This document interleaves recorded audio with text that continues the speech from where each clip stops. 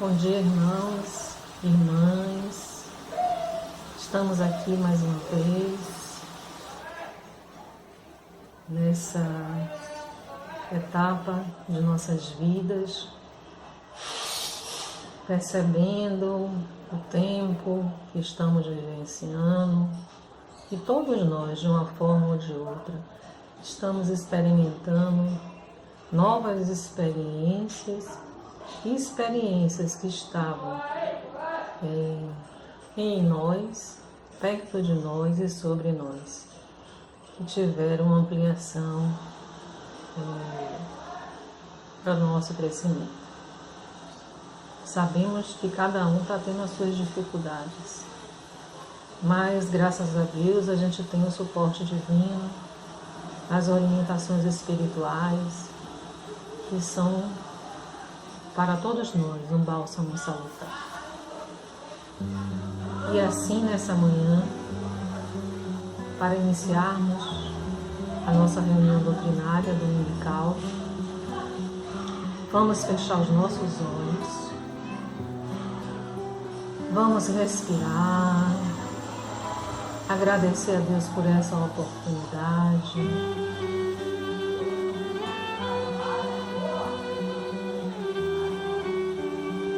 Agradecer por esse momento, agradecer por todos os irmãos que estão constituídos no planeta Terra, aos irmãos espirituais, a Jesus, nossa Mãe Maria Santíssima, a Deus, Pai Todo-Poderoso. Senhor, estamos aqui com os nossos corações agradecidos. Falamos para Ti, Senhor, que percebemos a Sua divina presença sobre nossas vidas e sobre tudo que estamos experimentando. Solicitamos a Ti clemência, misericórdia e suavidade dentro da Sua justiça divina para todo o planeta. Abençoai ao Brasil, essa terra que nos acolheu e nos acolhe com a Sua, Senhor, saiba a sabedoria, iluminando-nos aos irmãos constituídos na grande equipe do nosso mentor, Ismael Ismael, que tem trabalhado incessantemente para o bem dessa nação de todos que com ela estão vivendo e constituem para a alegria e paz.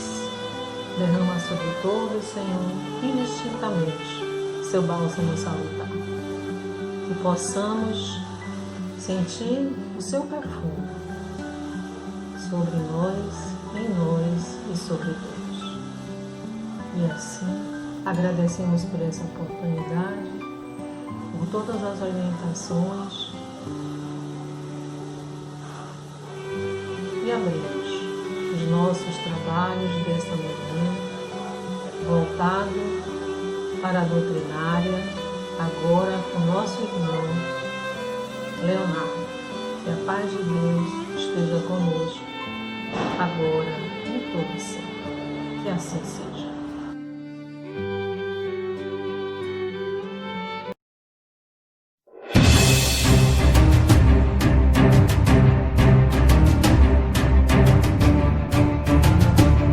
Olá, queridões e queridonas, meu nome é Leonardo Silveira e hoje a nossa reflexão para fechar esse ciclo de doutrinárias de maio, do mês de maio, tendo como tema central o sofrimento e a condição espiritual. Nós trabalharemos neste momento o título Provas Voluntárias, o Verdadeiro Cilício, trazido no Evangelho segundo o Espiritismo, capítulo 5, Bem-aventurados os aflitos. Pois bem,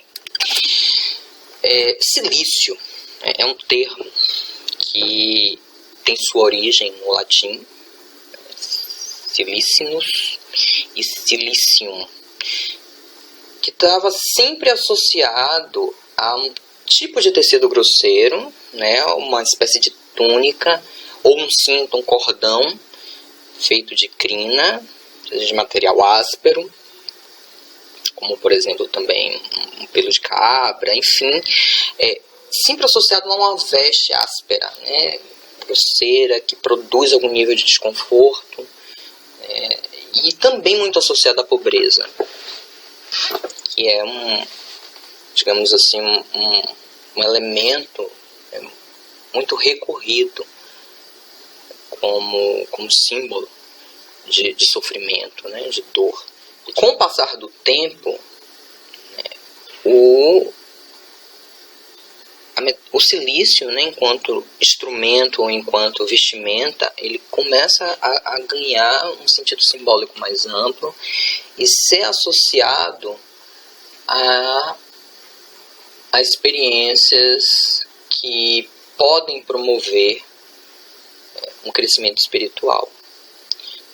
Estabelecendo aí já uma relação também com o termo ascese, que vem do grego askesis, é um exercício espiritual que foi muito desenvolvido enquanto prática de filosofia espiritual por várias culturas, sobretudo as culturas mais arcaicas, né, as culturas das civilizações antigas. Se nós formos, né, fazer uma redução do entendimento de que para que houvesse uma ascese, né, uma ascensão, um crescimento, uma iluminação espiritual, era necessário desprestigiar o corpo, era necessário adotar práticas que, no mínimo, né, não priorizasse as necessidades do corpo, e sim as necessidades espirituais. E uma das manifestações mais radicais, né, dessa filosofia de ascensão, né, asceta, é a ideia de que era necessário muitas vezes a mortificação, né, o flagelamento, o sofrimento do corpo, para que a alma pudesse se desprender, né, se desconectar o máximo possível, né, desse jugo do corpo, né, porque a alma pudesse atingir essa ascensão, era necessário, na verdade, colocar o corpo num estado de profunda subjugação.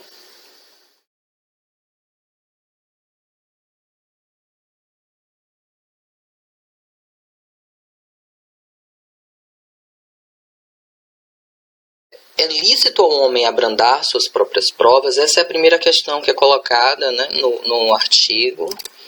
É claro que é. Existe a lei da conservação. Aprender a lidar com o sofrimento não significa que não seja dado ao homem o direito de se proteger. Se de repente não fosse lícito buscar uma forma de aliviar as nossas dores, os nossos pesares, como nós conseguiríamos sair dessas condições de sofrimento, né? Como nós conseguiríamos ter forças para poder nos reformar e ampliar nossa capacidade de percepção intelectual e emocional para poder resolver os nossos problemas e sair dos nossos desprazeres. Então, é claro que os recursos precisam ser utilizados como forma de abrandar qualquer sofrimento que o ser humano esteja vivenciando. Entretanto, será que existe mérito em procurar aflições que lhe agravem as provas por meio de sofrimentos voluntários, né? E aí o Espírito traz a seguinte reflexão: olha, vocês não acham que vocês já têm problemas demais para poder solucionar, resolver? O caldo de vocês, será que não é grosso o suficiente para vocês digerirem, a ponto de vocês estarem buscando mais problemas? Não, meus queridos, se contentem com as dores que a sua condição, né, lhe trouxe, que a divindade lhe apresentou como experiência de crescimento, né? O Espírito assinala, sobretudo, que o sofrimento ele não tem um valor em si. O sofrimento ele vem como uma prática de desprazer que vai te impulsionar a desenvolver, tanto intelectualmente como emocionalmente, virtudes capazes de não só de solucionar aquela questão conflituosa, né, que produz o sofrimento, mas que ela vai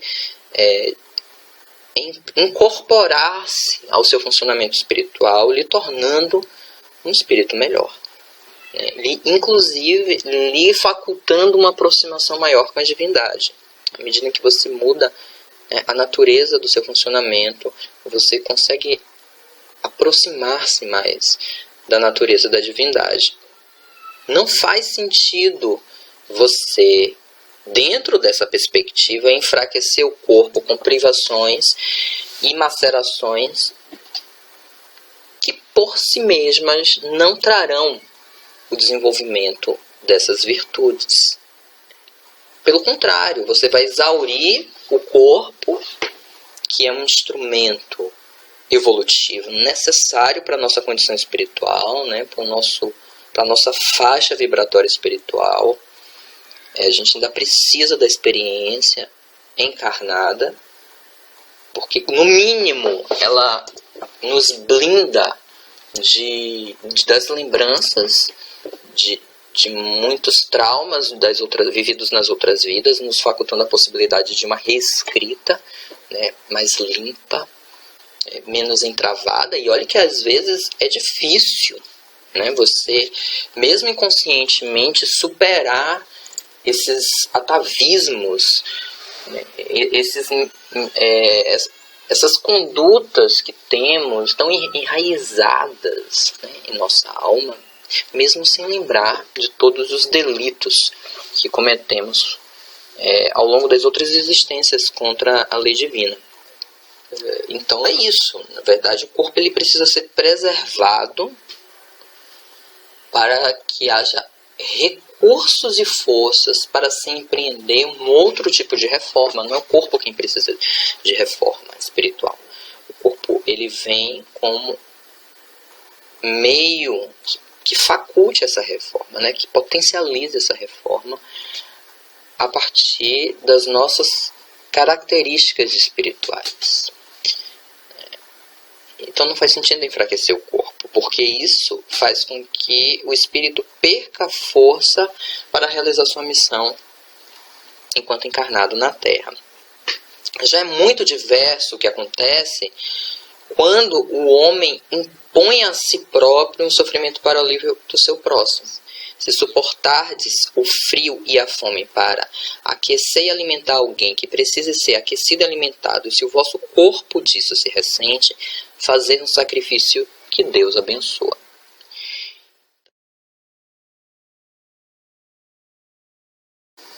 Vivendo para a morte, alegre da tristeza, temendo o fogo eterno e a danação sulfúrea, gelaste no silício, em ascética fúria, a alma ardente, o sangue enhisto, a carne acesa. Foste Marte e herói da própria natureza, impacto de ambição, de desejo ou de injúria. Para ganhar o céu, venceste a ira, a luxúria, a gula, a inveja, o orgulho, a preguiça e a avareza. Mas não amaste. E além do inferno, um outro existe, onde é mais alto o choro e o horror dos renegados, ali penando tu, que o amor nunca sentiste. Pagarás sem amor os dias desperdiçados. Esqueceste o pecado oitavo.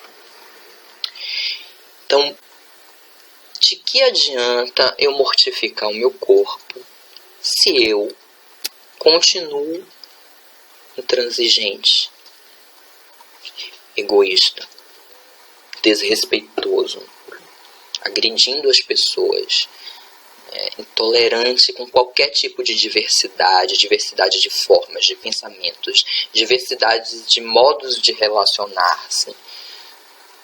se eu estabeleço sempre relações assim muito autoritárias, muito agressivas, se eu humilho as pessoas, se eu desprezo as pessoas, se eu não tenho empatia, se eu não tenho um exercício mais vasto de solidariedade, de respeito, de afeto, de carinho, de cuidado.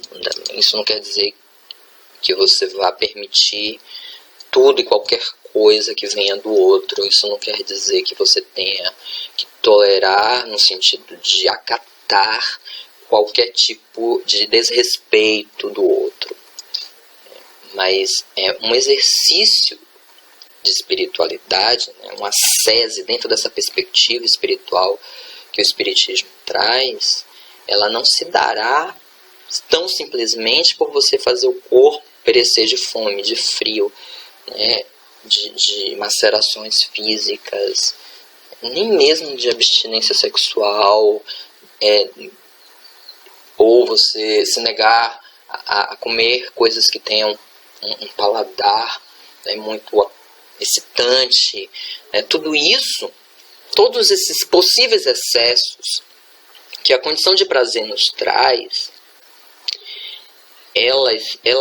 esses excessos eles são censurados, né, na medida em que eles produzem a deterioração do corpo, né, que atinge um grau de absolutização tão grande, né, o prazer passa a ser tão absoluto que ele passa por cima, inclusive, da própria estrutura corporal, né, porque ele acaba com a energia do corpo, ele torna o corpo adoecido e, sobretudo, quando esses prazeres eles destroem o desenvolvimento das virtudes espirituais, da afabilidade, da doçura, da compaixão, do respeito, da solidariedade, da empatia, da admiração. Quando você começa a estabelecer relações de morte com o outro. E a gente pode estabelecer esse tipo de violência, né, tanto partindo de um princípio de prazer quanto de um princípio de dor. Então, se você rapta uma pessoa, se você tortura uma pessoa, você está estabelecendo uma relação de afastamento com a perspectiva de uma divindade de amor.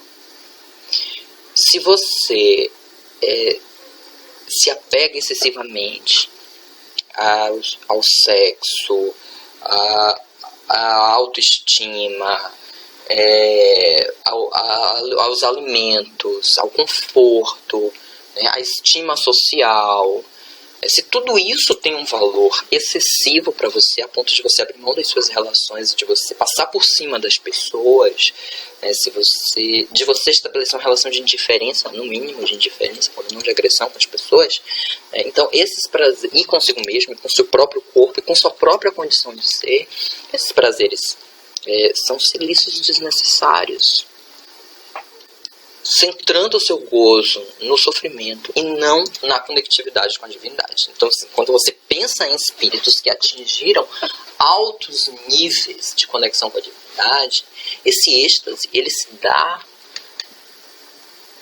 por conta da sua dilatação da capacidade de amar. De modo geral, eles dilatam a sua capacidade de amar e conseguem um êxtase, né, uma conexão muito próxima com a divindade. Em certos casos, é claro que isso tem um efeito na condição de vida pessoal daquele espírito. Então, existem prazeres que passam a ser ressignificados.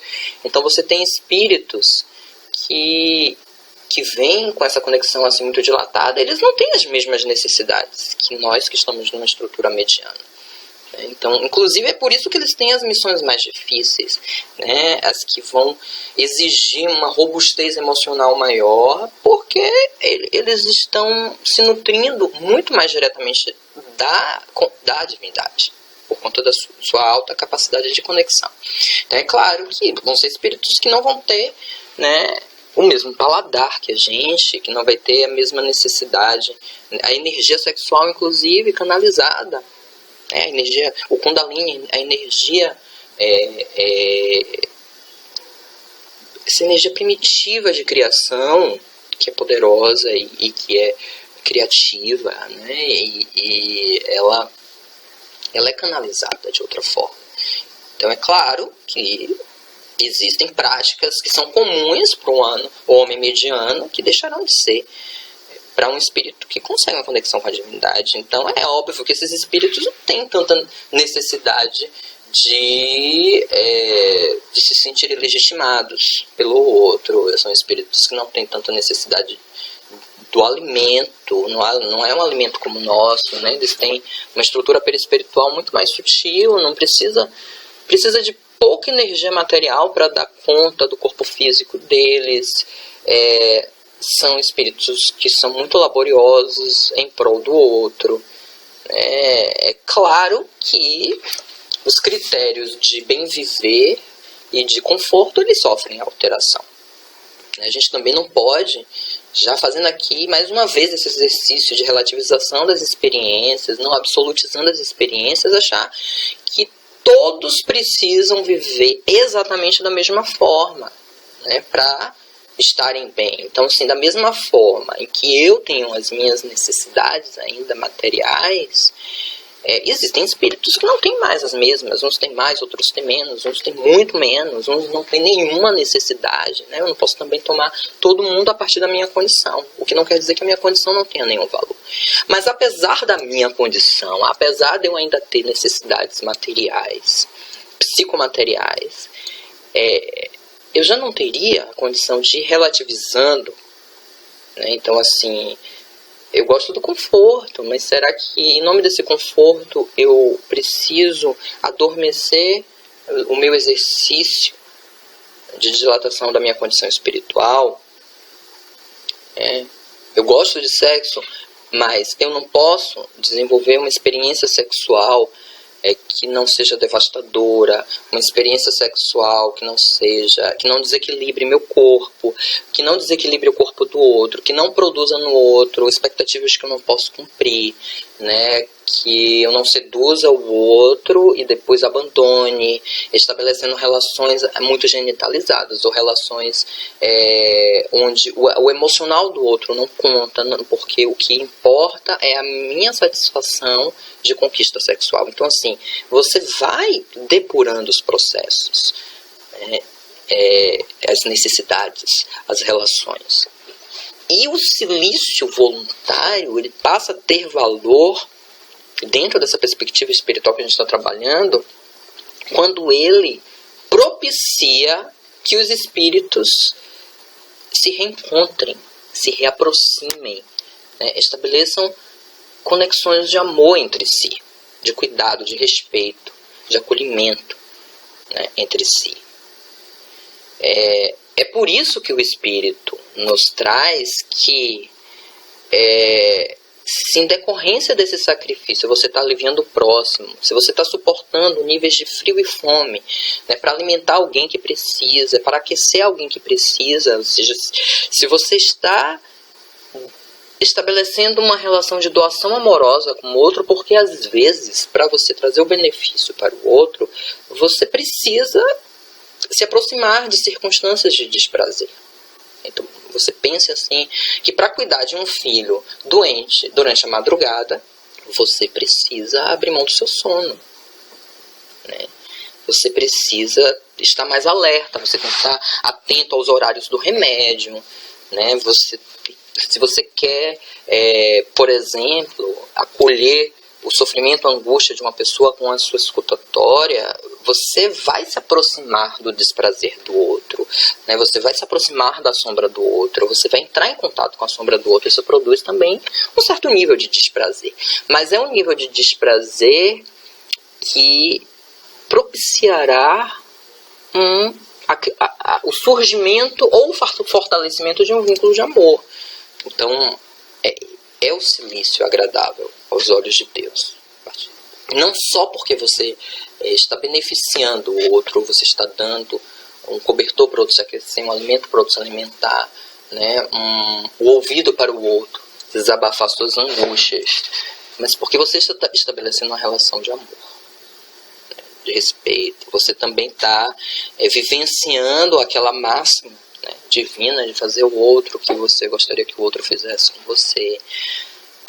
Isso tudo nos auxilia a desenvolver tantas habilidades. Então é a habilidade da paciência. Você também vai estar vendo o outro como um espelho. Até que ponto aqueles tormentos também não tocam minha alma? Até que ponto eu preciso também pensar numa reforma na medida em que eu ouço o problema do outro e avalio as reformas que o outro poderia estar fazendo. Porque às vezes você não tem nem como resolver, muitas vezes você não tem como resolver o problema do outro, mas respeitar o momento do outro. O que não quer dizer que você vá suportar tudo, o que não quer dizer que você vá estabelecer relações sem nenhum tipo de barreira, né? Você às vezes tem que barrar o outro, você tem que dizer, olha, peraí, a partir daqui você já está invadindo um campo que eu não tenho como processar. E isso se dá em todas as relações, inclusive há momentos que isso, né, esse posicionamento, dizer, não, peraí, até a partir daqui você não pode invadir o sinal, é também uma experiência de amor, é um exercício de amor. O amor, né, a caridade, a devoção ao bem-estar do outro não está apenas centrada no sim, no não também. Mas é o amor que vai temperar, é a reflexão que vai temperando, né, e a própria prática, né, quando sim, quando não. E aí, no finalzinho desse texto, ele traz uma outra reflexão, né, que já vai para uma outra ponta de extremo. Então, uma ponta de extremo seria a pessoa que está à caça do sofrimento, porque ela entende que isso fará dela um ser espiritual melhor, maior, mais ascendido, né, com maior ascensão, mais ascendido mesmo, né, mais iluminado. E a outra ponta é aquele que quer se afastar do mundo, de qualquer tipo de sofrimento, evitar qualquer tipo de sofrimento a qualquer custo, isolando-se.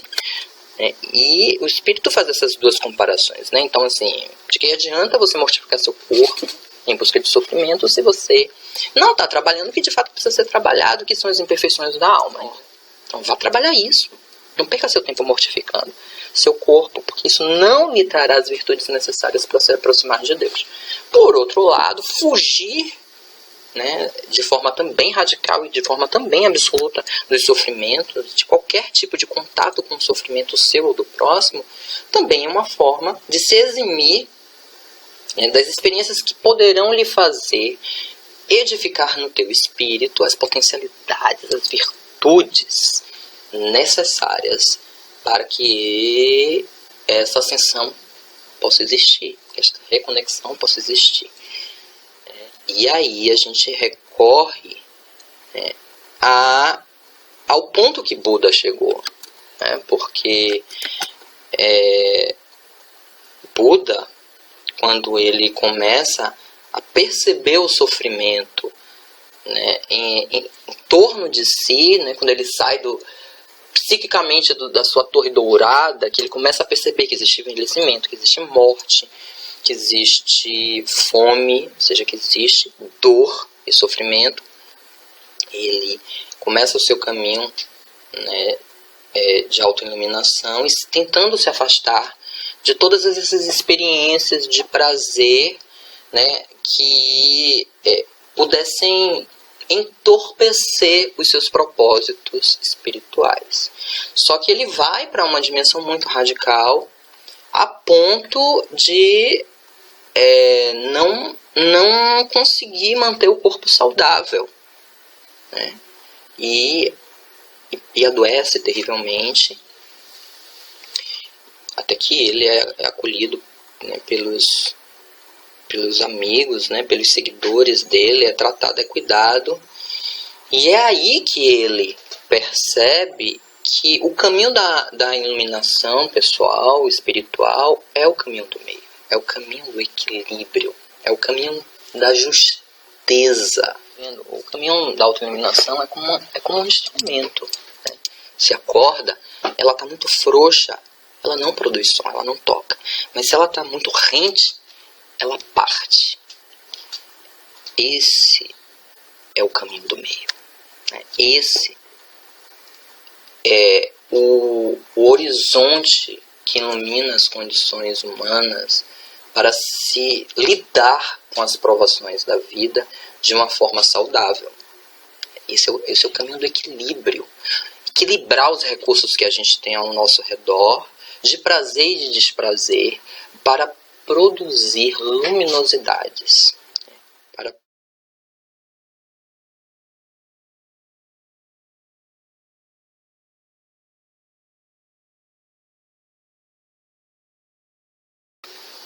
Os outros, que dizeis que o amor é um suplício, que a flor da decepção se abre em todo prazer, que aconselhais a alma o mosteiro e o cilício, pois nada pode consolar-nos de viver. Ponde os olhos em mim, nesse celeste amor, que me vai desdobrando e alumiando o caminho, mesmo quando o alto céu, sem frescura e sem cor, tem as engelhas de algum velho pergaminho. Vede como eu quero viver por merecê-la. Eu, que sou um pecador, e ela, longínqua estrela. No esforço de ser bom, como um altar, de modo que minha alma, enfim, fique tão crente, que se possa casar a sua estreitamente, como um floco de neve a um raio de luar.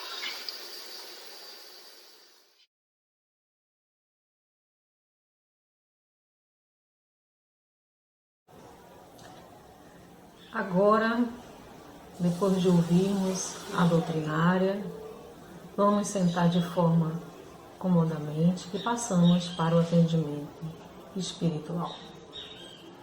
Aqueles irmãos que estão em tratamento, coloquem seu copo ou sua garrafa com água e já comece diante de Deus, na Irmandade Espiritual, fazer as suas emanações de solicitude. Fechemos os nossos olhos, respirando calma e suavemente, respirando calma e suavemente, sentindo já a presença divina dos irmãos ao nosso redor, acalentando a nossa cabeça, os nossos ombros, as nossas mãos, sentindo o doce perfume em nós já derramado pela divindade. Silenciemos um pouco para fazermos as nossas rogativas aos céus através dos nossos estimados e queridos irmãos espirituais, aos conselheiros da casa de Jesus e de Jacó, aos orientadores espirituais, aos nossos anjos guardiões, aos anjos, arcanjos, querubins, serafins, aos nossos irmãos extraterrestres, maravilhosos nesse trabalho divino para o nosso bem-estar, o nosso bem-viver, a todos, aqueles que possam sentir a suavidade dessa leveza que é tão importante para as nossas vidas.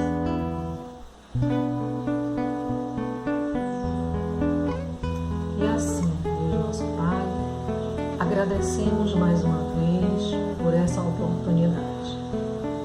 Que a sua divina presença esteja em cada um de nós em todos os segundos de nossas vidas. Que essa experiência a qual estamos inseridos possamos, mais do que nunca, demonstrarmos, Senhor, que somos seus filhos. E assim como já dizíamos e continuamos dizendo, somos filhos de Deus. Queremos ser os verdadeiros filhos de Deus. Então, estamos vivenciando essas experiências que serão únicas em nossas vidas. Que todos nós possamos não só aprender, mas exercitar sobre os dias que virão, com novas oportunidades. Que possamos entender que a cada dia é um novo dia. Que a semente do bem se expanda em nossos corações, agora e todo sempre. Que assim seja. E que o círculo branco da paz e da harmonia se feche e se expanda através de nós. E que a luz de Jesus e de Maria nos ampare, nos acalme e nos dê a temperança divina em todos os dias de nossas vidas. Que Deus seja conosco, meus irmãos. Continuemos na nossa luta diária para assim nos fortalecermos a cada dia, a cada manhã. Um beijo no coração de todos. Que assim seja.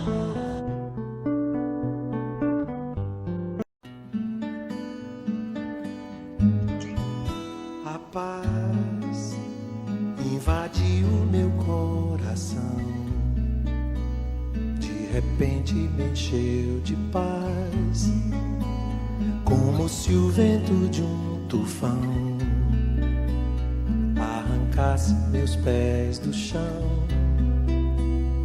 onde eu já não me enterro mais. A paz fez o mar da revolução invadir meu destino. A paz, como aquela grande explosão, uma bomba sobre o Japão, fez nascer o Japão da paz. Eu pensei em mim, eu pensei em ti, eu chorei por nós. Que contradição, só a guerra faz nosso amor em paz. Eu vim parar na beira do cais, onde a estrada chegou ao fim, onde o fim da tarde é lilás, onde o mar arrebenta em mim, o lamento de tantos ais.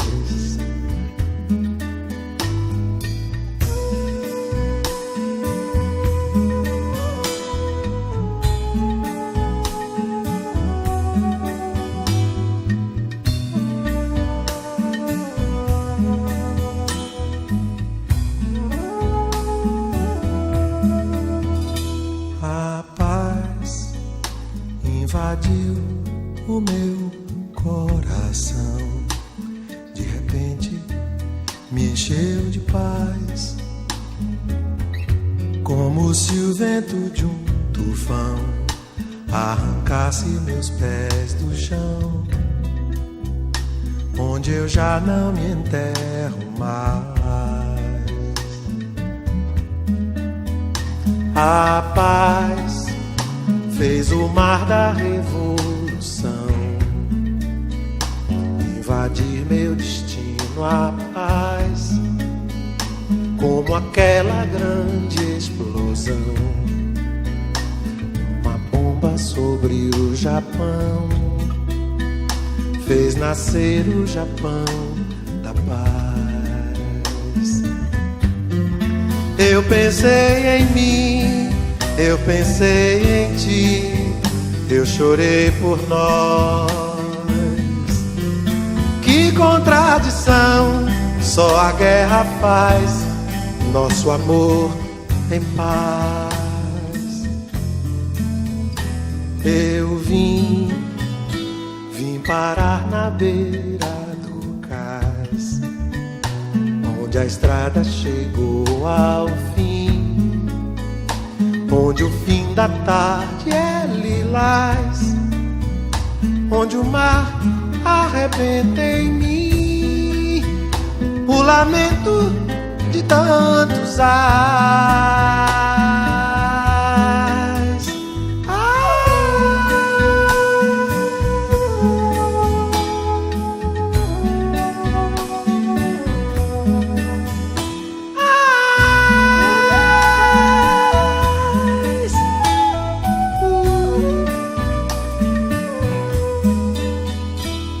A paz